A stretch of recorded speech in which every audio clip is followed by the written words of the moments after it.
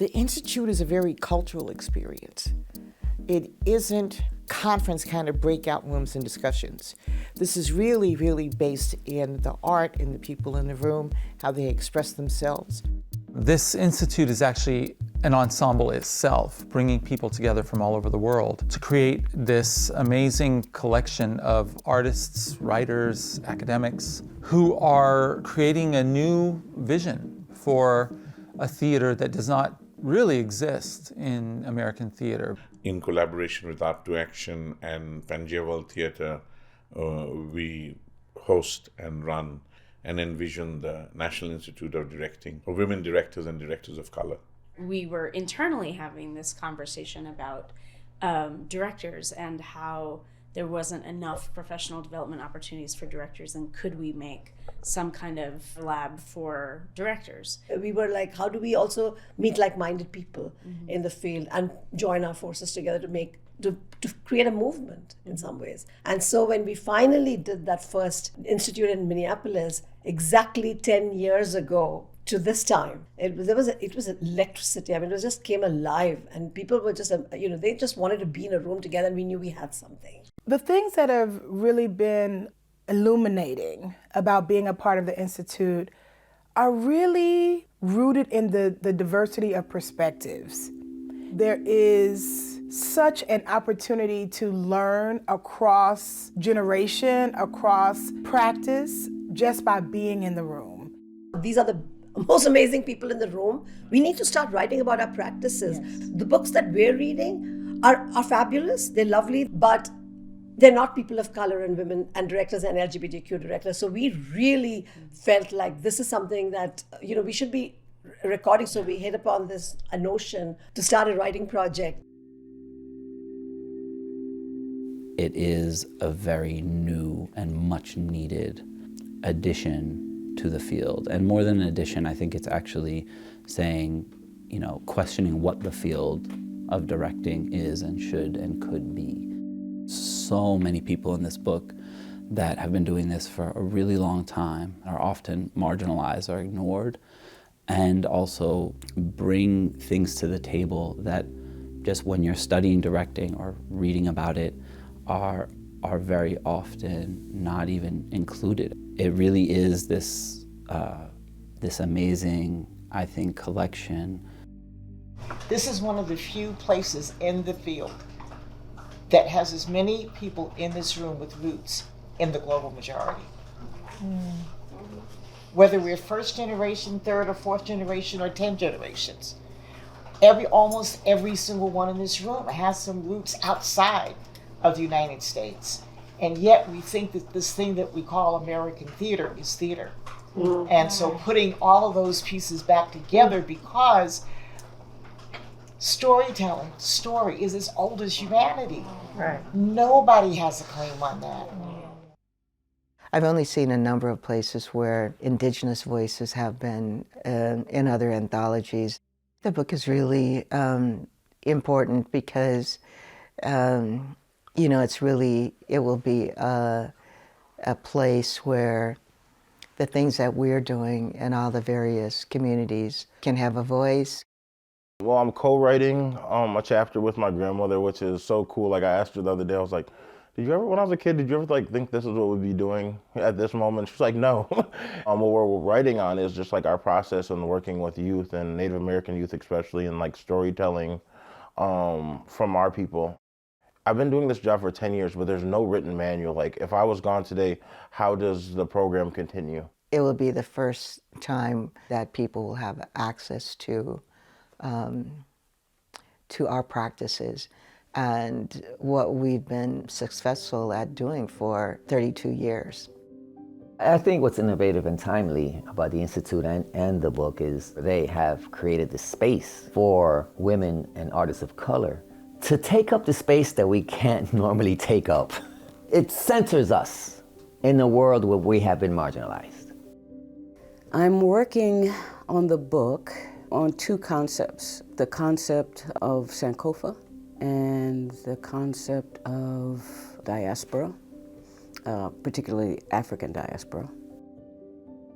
I have learned so much and had an opportunity to share in the institutes over time, to put that into a book that people will read, people like my, 16, 18, 20-year-old self. I always credit reading about the Free Southern Theater when I was a teenager, and how important that book was to me, and how important it was to understand that the politics of the moment, the politics that I was practicing, were connected to my art. And I think this book will do that for people who will read it, people who are entering into the field.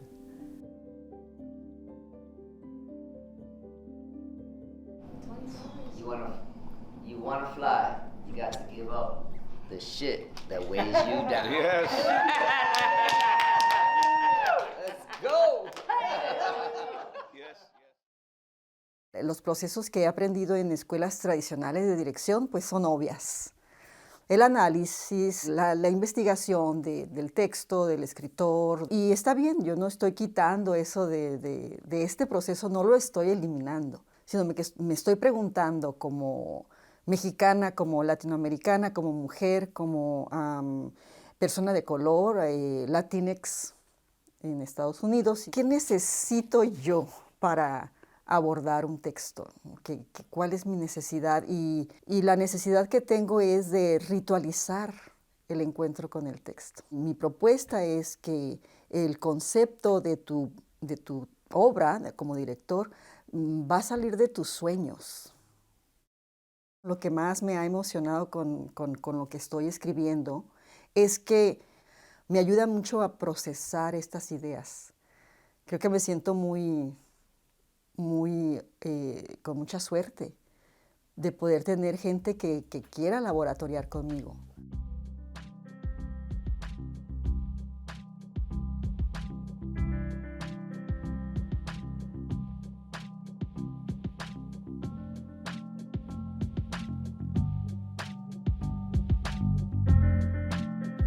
The word ensemble, to me, it means a lot of different things. And so I'm trying to find ways of talking about those different kinds of ensemble making and storytelling and memory of traditions and acting traditions that hold us together and also help us to learn from others people's traditions. It makes us dig deeper and also see ourselves in a context, in the bigger context of this field. So I want to include that in the book.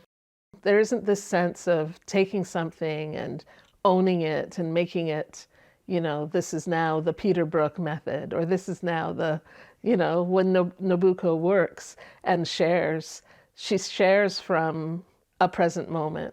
And you can feel that sense of this is a very important moment that we're all together and experiencing and unraveling a process that is forming itself in the moment. The chapter I'm writing is called Bridging Worlds.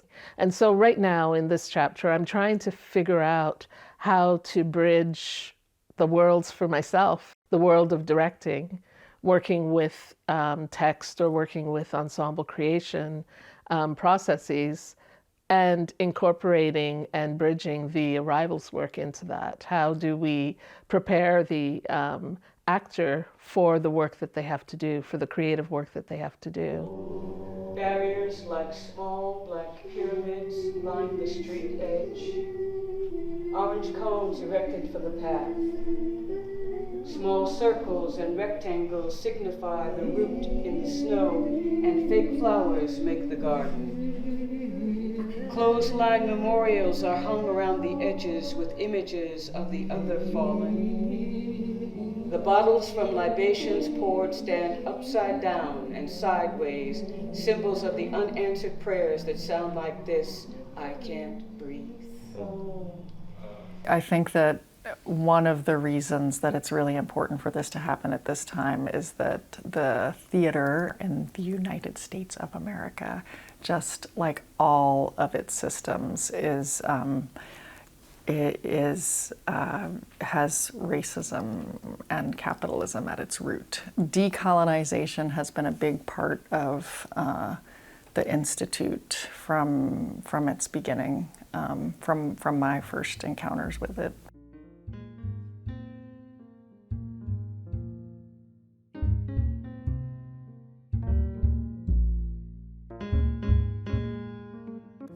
The challenge and the blessing has been that I've needed to sit down and articulate my process and practice. The fact that I have never really written it down this deeply and intensely is huge.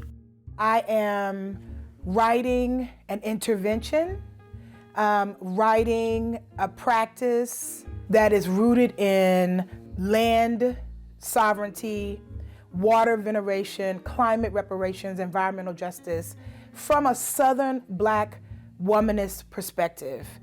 I need to write myself in. We quote Audre Lorde and Alice Walker and June Jordan, and we extract what they have to teach us. It doesn't make it into the way policy is created, the way rehearsal rooms are created, and we have a problem.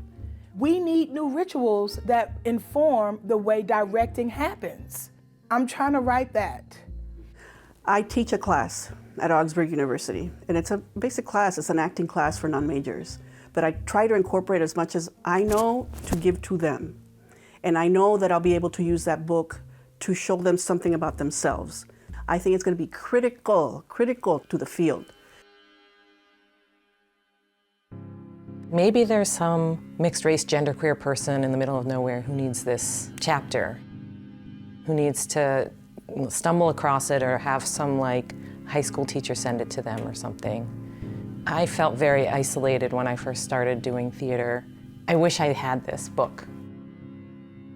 We're kind of creating and curating and cultivating this kind of cultural economy of exchange and reciprocity that is in many ways feminist, in many ways is anti-colonial, it's non-Eurocentric, in that it's not competitive, it's not extractive, and it really is based on exchanging information, exchanging practices, and sharing.